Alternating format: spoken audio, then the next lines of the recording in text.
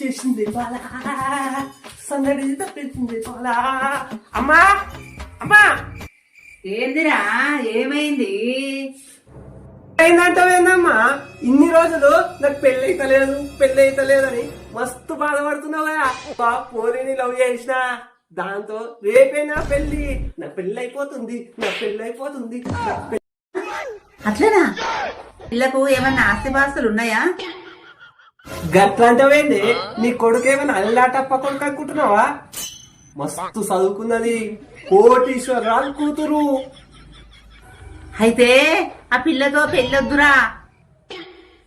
పెళ్ళొద్దంటావేంది? ఎందుకే? ఆ పిల్ల చదువుకున్నది అంటున్నావు, కోటేశ్వరాలు అంటున్నావు, ఇంట్లో పనిచేయది, నన్ను సీజర్ ఉండేది. ఆ పిల్లొద్దురా, నీకు దండం పెడతా.